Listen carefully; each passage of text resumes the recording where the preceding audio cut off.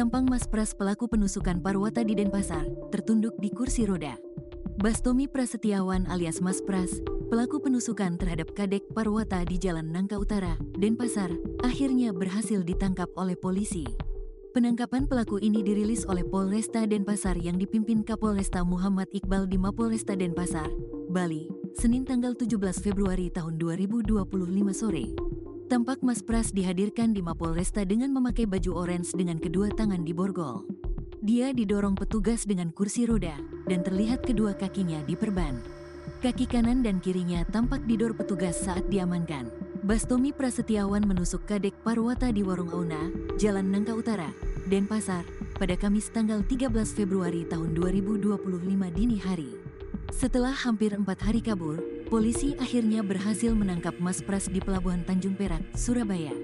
Kasat Reskrim Polresta Denpasar, Kompol Lawrence Raja Mangapul, mengatakan pelaku ditangkap pada Minggu tanggal 16 Februari tahun 2025. Ditangkap kemarin sore jam 5, dan tiba di Denpasar Minggu dini hari tadi, ujarnya di hadapan awak media.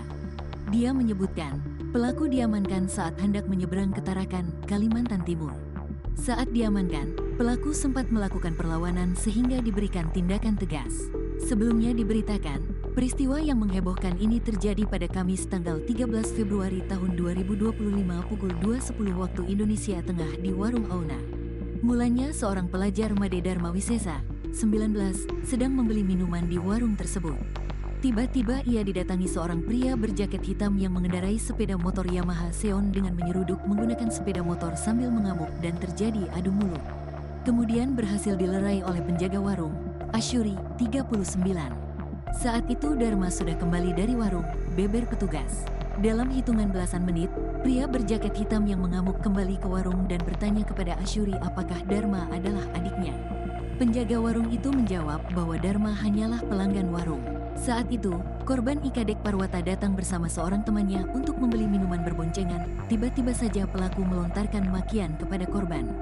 Kadek Parwata yang tidak mengenal pelaku mendatangi pria tersebut dan menanyakan maksudnya yang secara tiba-tiba memaki korban padahal sebelumnya tidak kenal dan tidak pernah bersinggungan. Cekcok pun terjadi dan pelaku secara tiba-tiba mengeluarkan pisau dan menikam korban. Darah pun mengucur deras dari tubuh Kadek Parwata. Polsek Denpasar Utara menerima laporan dan tim Inafis Polresta Denpasar segera mendatangi lokasi kejadian melakukan olah TKP, memasang garis polisi untuk kepentingan penyelidikan, serta mengumpulkan keterangan dari para saksi dan barang bukti. Hingga akhirnya pelaku kini berhasil ditangkap di Surabaya dan diancam hukuman 15 tahun penjara.